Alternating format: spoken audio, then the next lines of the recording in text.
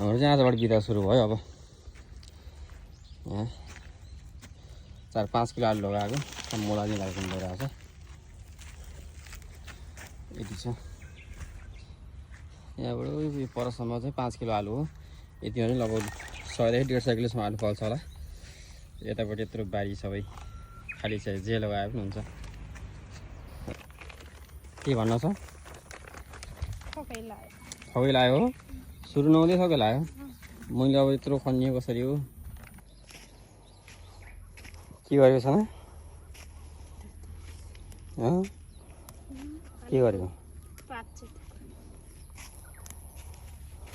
यो चाहिँ आलु गोड्दाखेरि नेपालमा चाहिँ हामीले जति झाङ ठुलो भयो त्यति फल्छ भने सोच्छौँ, तर त्यस्तो होइन। आलु चाहिँ 2-3टासम्म सर्का मात्रै राख्यो भने यस्तो उखालिदिएर यो चाहिँ मसिनो फल्दैन, ठुल्ठुलो फल्छ। झाल 2-3टा मात्रै डाँठ राखेर अरू सबै निकालिदियो भने ठुल्ठुलो मात्रै आलु फल्छ। यसरी गोड्यो भने पछि खन्न पनि सजिलो हुन्छ।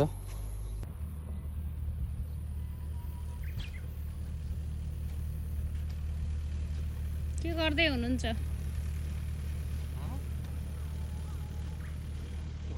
के गर्दै हुनुहुन्छ भने हामीले चाहिँ कति अहिले नि 5 केजी हैन लाएको? अहिले नि 5 केजी हैन र? पोहोर चाहिँ हामीले यहाँबाट यति माथि लगाएको थियौँ। अहिले चाहिँ यहाँ तल यो पुरै यो बारीभरि जे लगाउँदा नि हुन्छ। अब कति लगाउनु, के लगाउनु। अहिले चाहिँ हामीले पोहोर पनि 5 केजी आलु लाएर कति केजी फले थियो अरे? 5 किलोले लगभग 100 देखि 150 किलोसम्म फल्छ। 150 किलो अहिले त धेरै फल्छ जस्तो लाग्छ मलाई चाहिँ। अहिले त यहाँ यो धेरै वर्ष भयो यति ठाउँमा चाहिँ पहिला उता गरेको थियो। अब चाहिँ प्राय खेती नगरेको ठाउँ माटो हो यो, अलि बढी फल्छ होला यहाँ। खेती नगरेको ठाउँ अनि फराकिलो। अनि अहिले चाहिँ हामीले के गर्यौँ भन्दा यो आलुको पात चाहिँ अलिअलि च्यात्यो भने धेरै ठुल्ठुलो फल्छ अरे। जापानमा त्यस्तो भनाइरहेछ। त्यही भएर यो आलुको पात चाहिँ च्यातेर सकेसम्म एउटा राख्ने भन्ने रहेछ। हामीले चाहिँ अलिक मनखत लाग्यो एउटा मात्रै राख्न चाहिँ। अलिअलि जे होस् सकेको च्यातेर हेरौँ अब कतिको ठुलो फल्दो रहेछ। आज चाहिँ हामी बिदाको सदुपयोग गरेर पुरै बारीमा बजै पनि हामीले खनेको देखेर बजैले पनि उता खन्न लाउनु भएछ।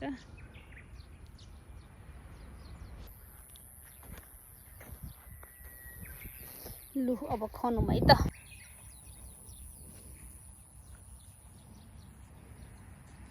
ए 1 2 3 4 5 6 7 वटा लाइन रहेछ हैन? आधी खनियो। 7 वटा लाइन छ। 3टा लाइन खनेर सकिसक्नु भयो ल। यहाँ खन्न लाग्यो। मेरो कोदालोले खन्दैन। यहाँ पाण्डेजीको कोदालो, हजुरको कोदालोले कति मजाले माटो ताने किन हो? हजुर कोदालो कति मजाको लाउने हो र? लाग्दैछ। कोदालो लाग्दैछ भन्दा मलाई उखानी याद आयो के? पहिला हामी त गाउँतिर हुर्किया मान्छे हैन, रोपाइ गर्दा यो मकै खन्दा यस्तो गर्दाखेरि पहिला लाउरीहरू विदेशबाट घर जान्थे नि। ठ्याक्क यो खेतीपाती स्याहार्ने बेलामा यस्तो बेला घर जान्थे। विदेश 2-3 वर्ष बसेको अलि पावर हुन्छ अनि जम्मा खाएर आएको मान्छे। गाउँतिर बसेको मान्छे थाकिया हुन्छ, अलि तुरुले खनेर हुन्छ। बाहिर गएको मान्छेले पावर भएको जस्तो मुडी कोदालो दिए पनि बग खान्छ नि। के कोदालो? मुडी कोदालो भनेको नलाग्ने कि अलि धार नभएको बग खन्दाखेरि अनि अर्को मान्छेले कान्लामा बसेर दाइ तपाईँ कोदालो त कति लाग्ने रहेछ भन्थ्यो अरे कि। उसको कोदालो लाग्ने होइन कि पावरले खनेको नि त्यसले। त्यस्तै भनेको Roman mechanism power. Oh, you are comparing with me with your power.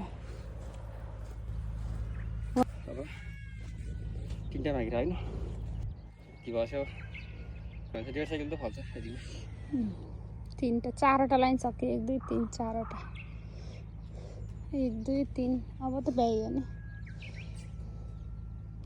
मेरो खनाइ यस्तो छ, उहाँको खनाइ त्यस्तो छ।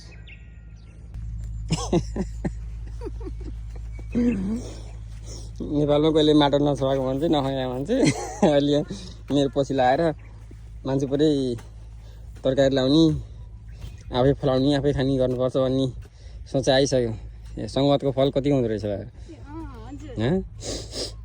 सङ्गतले हो कि मान्छे बनाउने बिगार्ने खनाइ त कडा छ त त्यो नेपालमा माटो यो खेतीपाती खेतमा कहिले नछिरिया मान्छे माटो नछुवाएको मान्छे धान छर्ने गहुँ रोप्ने भन्ने मान्छे धान छर्ने गहुँ रोप्ने होइन हो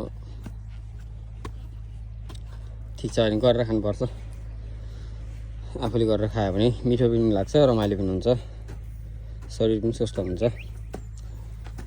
बचेको टाइममा अलिअलि फलायो भने घरमा खाने तरकारी के त ठिक छ यतापट्टि चाहिँ यो नास्पाती खेती भइरहेको छ नास्पाती फुलेर अब सानो पत्तीहरू लाग्छ ठिक फल्ने बेलामा आएर चाहिँ यहाँ सस्तो पाइन्छ नास्पाती यही माथि घरमा किन्नु पाइन्छ यो घर चाहिँ हाम्रो एउटा बजाइको घर हो अहिले बजाइले त्यहीँ खेतमा अहिले पनि गोड्दैछन् बिहान आउँदाखेरि आलु गोड्न आएको भन्दै थिएँ मलाई म त बाटोतिर गाडी राखेर यता आलु गोड्न आएको खाना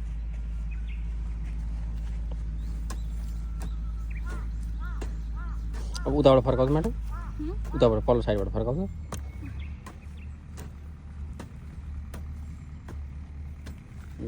कडा छ पुरा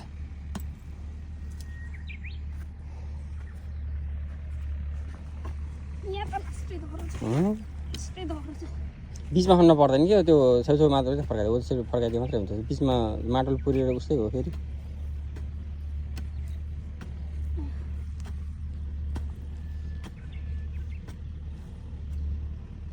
भयो छोडिदेऊ अब लगभग सकियो होइन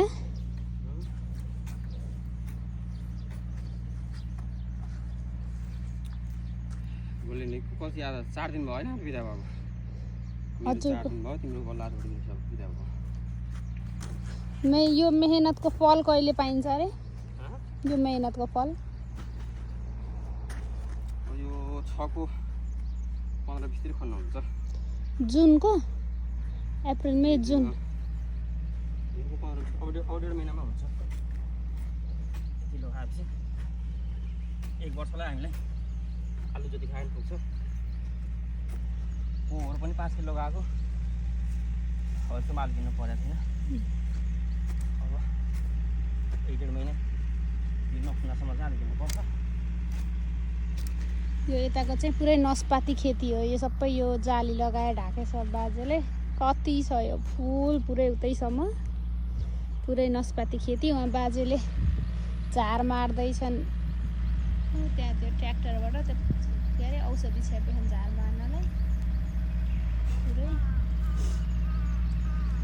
बिदाको समय सफाइ गरेर तरकारी लगायो भने खानु पाइन्छ राम्रो तरकारी पाइन्छ बजारमा किनेको होला पनि फलाएपछि शरीर सुस्त हुन्छ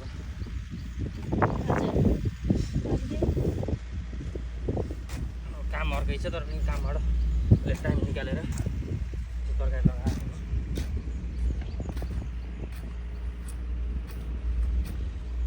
हेल्प भयो कि मैले खन्देर पुरै त्यहीँनिरै खनिदिँदा त आलुलाई के हुँदैन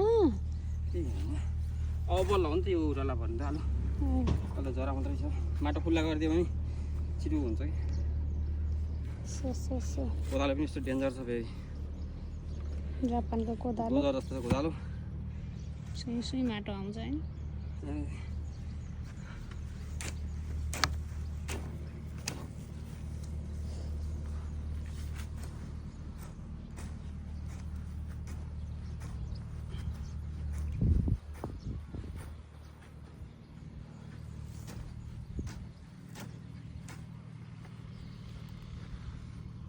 नेपालमा यो माटो खेलाउने भाइन लगाएको खेतपाती गर्ने भाइन लगाएको र माटोमा खेल्न रमाइलो लाग्छ यो पछि ल्याएको यो छेउको पछिको होइन घरबाट ल्याएको आलु त्यही भएर कस्तो अर्कै छ नि पाती है यसको यो त सबै यतापट्टिको आलु सबै यो काटेर लगाएको नि त्यतापट्टि यो आलु चाहिँ हामीले सिङ्गो एउटा पनि लगाएको होइन पनि थिएन सब काटेर लगाएको ठुल्ठुलो आलु थियो सबै दुईटा भएको पिस गरेर लगाएको एउटाको दुईटा कि चारवटा दुईटा ठुल्ठुलो तिनटा सबै काटेर लगाएको तर एउटा पनि खेर गयो सबै उम्रियो सब उम्रियो कि एउटा पनि मरेन यो चाहिँ पछिवाला चाहिँ यो स्याउको परको चाहिँ दान्सेको भन्छ त हाललाई थरी थरी लगाएको दान्सेको भने त्यो गोलो आलु पकाउँदाखेरि लपक्क हुन्छ क्या त्यो पुरै खुँडिएर ग्रेभी टाइपको हुन्छ यो दुई लाइन भनेर चाहिँ किता आकारी भनेको चाहिँ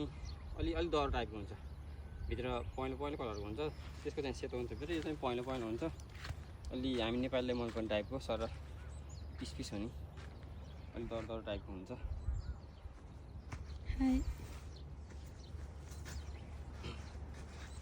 उताको भन्दा यो चाहिँ अलिक महँगो आलु हो राम्रो आलु यो यताको पात पनि अलिक ठुल्ठुलो रहेछ क्या के अरे गाँच क्या कुन यताको यो सब च्यातिदिएको नि त पात कति ठुल्ठुलो थियो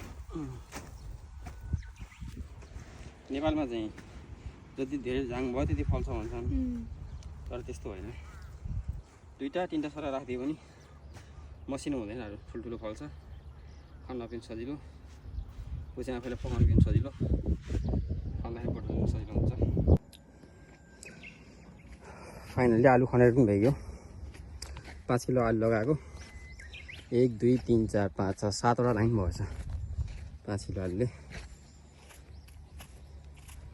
भर्खर टुसानी छिनेछ अब यो एकचोटि मल हालेर सट्टै माटो फर्काइदिएपछि अब 1-2 हप्तामा त पुरै यो माटो नदेखि गरेर झाँगिन्छ